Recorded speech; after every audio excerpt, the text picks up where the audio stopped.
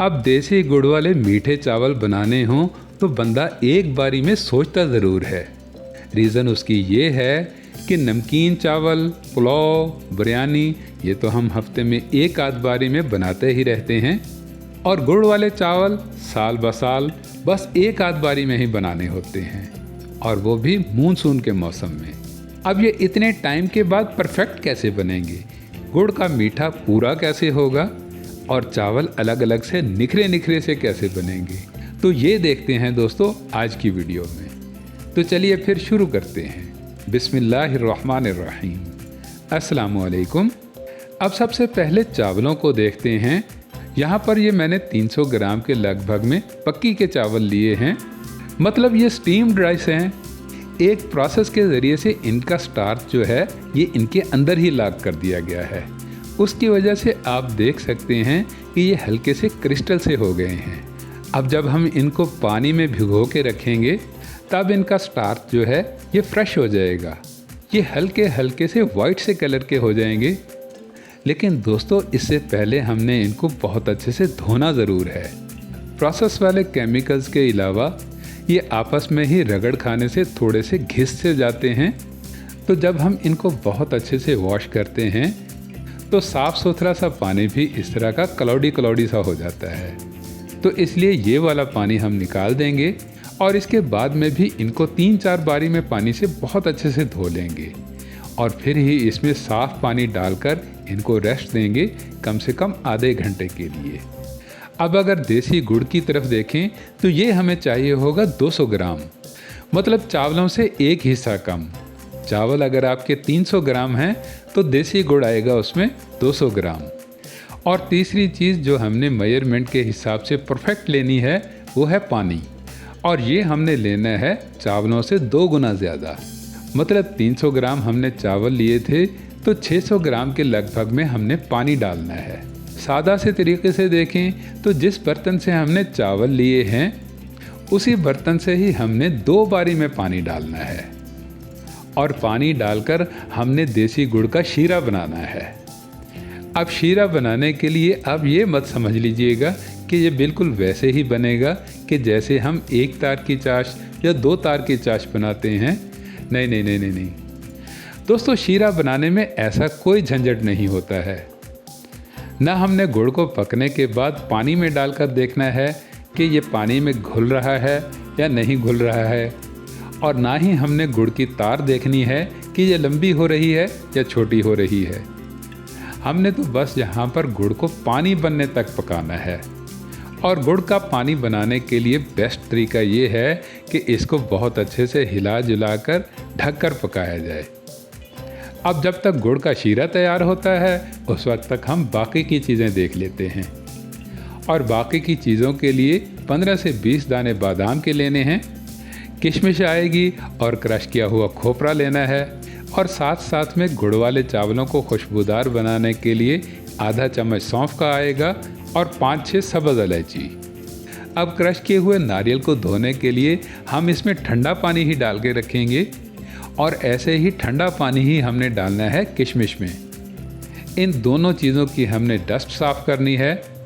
लेकिन बादामों का दोस्तों हमने छिलका उतारना है, तो इसलिए बादामों में हम उबला हुआ गर्म पानी डालेंगे। चलिए अब हम देसी गुड़ का शीरा देख लेते हैं। शीरे को बनने के लिए वैसे भी बस 1-2 मिनट ही लगेंगे, लेकिन शीरे को बनाने के बाद में हमने इसको छान ज़रूर लेना है। देसी गुड़ का मीठा ऑर्गेनिक मीठा होता है, गन्ने से बनता है, तो इसलिए इसमें गन्ने के कोई छोटे बड़े पार्टिकल्स आ सकते हैं। और इसके बाद में जब हम गर्म पानी में डाले हुए बादाम को छीलेंगे तो दोस्तों इसका छिलका बिल्कुल आराम से एक ही बारी में उतर जाएगा। और बादाम के छिलकों को उतारकर हमने करना ये है कि इन बादामों को सेंटर से हमने अलग अलग कर लेना है। इससे इनकी थिकनेस भी कम हो जाएगी, पकने में इनको आसानी रहेगी, और चावलों में इनकी गिनती भी ज़्यादा हो जाएगी। तो चलिए अब हम चलते हैं पकाई की तरफ। और पकाई के लिए दोस्तों मानसून के मौसम में बेस्ट तो घी ही रहता है, तो इसलिए हमने सिर्फ 100 ग्राम घी लेना है। लेकिन घी को हमने सारे का सारा नहीं डाल देना है, बल्कि यहाँ पर बस हमने आधे से कुछ ज़्यादा ही डालना है। और बाकी को हमने बचा लेना है। और इस घी को कहाँ पर यूज़ करना है ये मैं आपको आगे चलकर बताता हूँ। बहुत बड़ा सा इम्पॉर्टेंट काम लेंगे इस बचे हुए घी से। अभी तो हमने इस गरम गरम घी में हाफ टेबल स्पून सौंफ को डालना है और सौंफ को हमने थोड़ा सा सीजल कर लेना है। इसके बाद में आएंगी सब्ज़ इलायची, तो ये भी साथ में ही क्रैकल हो जाएंगी। और इन दोनों चीज़ों को थोड़ा सा स्टर करके हमने यहाँ पर डाल देना है देसी गुड़ का शीरा। अब ये इतनी देर बाहर पड़ा रहने से थोड़ा रूम टेम्परेचर पर आ गया है और वैसे भी छानने से इसका टेम्परेचर डाउन हो गया है, थोड़ा ठंडा सा हो गया है। तो इसलिए इसको बहुत अच्छे से गर्म करने के लिए हम इसको ढककर थोड़ी देर के लिए स्टीम दे देते हैं। गुड़ का शीरा हमारा ऑलरेडी पहले से ही बहुत अच्छे से पका हुआ है, तो इसलिए यहाँ पर इसको पकाने की हमें बिल्कुल ज़रूरत नहीं है। बस जब इसमें बॉयल आ जाए, उबलने लग जाए, तो ही हमने इसमें डाल देने हैं पानी में भीगे हुए चावल। दोस्तों, आपको मेरे इस चैनल पर बहुत मज़े की डिलीशियस रेसिपीज़ देखने को मिलती ही रहती हैं। और अगर आप चाहते हैं कि इन वीडियोस का तसलसल ऐसे ही बरकरार रहे तो आप मेरे इस चैनल को सब्सक्राइब ज़रूर कर लीजिएगा और घंटे के बटन को भी दबा दीजिएगा। इससे क्या होगा कि हर नई से नई आने वाली वीडियो का नोटिफिकेशन सबसे पहले आपको मिलेगा। चलिए अब चावलों को और देसी गुड़ के शीरे को बहुत अच्छे से मिलाकर हम इसे ढककर पकने के लिए रख देते हैं, कम से कम 5 से 7 मिनट के लिए। नमकीन चावलों से या पुलाव से दोस्तों पानी हमने थोड़ा सा ज़्यादा लगाया है, तो उस हिसाब से हमने इनको पकाना भी थोड़ा ज़्यादा है। और आप देख सकते हैं कि इतनी देर पकने के बाद भी इसमें थोड़ा सा गुड़ का शीरा बाकी है और ये इतना सा शीरा हमें चाहिए होगा दम लगाने के लिए। लेकिन यहाँ पर हमने डालना है क्रश किया हुआ नारियल, और ये सारे का सारा नहीं डालना है दोस्तों, बस थोड़ा सा आपने बचा लेना है सर्विंग के लिए। और इसके बाद में आएगी मीठी मीठी सी किशमिश। तो किशमिश को दोस्तों आपने सारे का सारा ही डाल देना है, इसको हमने बचाकर बिल्कुल भी नहीं रखना है, क्योंकि ये पकने से ही शीरे को थोड़ा सा पी लेगी और शीरा पीने से ये थोड़ी सी फूली फूली सी हो जाएगी। अलबत्ता बादाम हमने 2-4 बचा लेने हैं, ये भी हमें सर्विंग के टाइम में काम आएंगे। और बाकी के बादामों को हमने यहीं पर ही डाल देना है।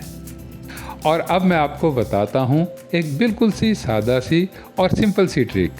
बाकी का हमारा जो बचा हुआ घी है, उस घी को आपने बर्तन की साइडों पर लगा देना है। इससे क्या होगा कि जब हम चावलों को दम पे लगाएंगे तो चावल आपके साइडों से चिपकेंगे नहीं। अब चावलों को दम पे लगाने के लिए हमें कोई मोटा सा कॉटन का कपड़ा ही चाहिए होगा। अब चावल आपके दम के अंदर बहुत अच्छे से फूल जाएं, अच्छे से इनको भाप मिले, तो उसके लिए आपने इनके ऊपर थोड़ा सा वज़न ज़रूर रख देना है। और वज़न रखने के बाद आपने 2-3 मिनट के लिए फ्लेम को ऐसे ही चलने देना है। जिस रूटीन में आपके चावल पक रहे हैं उसी रूटीन में ही नीचे आग होनी चाहिए। और उसके बाद में आपने फ्लेम को बिल्कुल लो फ्लेम पर कर देना है। कम से कम 5 से 7 मिनट के लिए आपने लो फ्लेम पर ही चावलों को दम पर लगाना है। और उसके बाद में भी आपने फ्लेम को ऑफ करके फ़ौरन से ही दम नहीं खोल देना है, बल्कि आपने कम से कम 10 से 12 मिनट के लिए चावलों को ऐसे ही भाप में पड़ा रहने देना है। दोस्तों, उसके बाद में जब आप दम को ओपन करेंगे तो मीठे गुड़ वाले चावल आपके बिल्कुल इस तरह से अलग अलग से होंगे, निखरे से होंगे। ये देखिए, ये इस तरह से बिल्कुल नरम और सॉफ्ट बने हुए होंगे।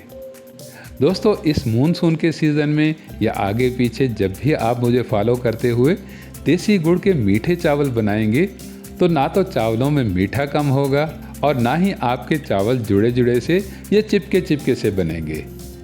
दोस्तों, वीडियो अच्छी लगी हो तो वीडियो को लाइक ज़रूर कीजिएगा, इसे अपने दोस्त अहबाब में शेयर भी कीजिएगा। मज़ीद मज़े की रेसिपीज़ के लिए मेरे चैनल को सब्सक्राइब कीजिएगा। मिलते हैं नेक्स्ट वीडियो में, तब तक के लिए अल्लाह हाफिज़।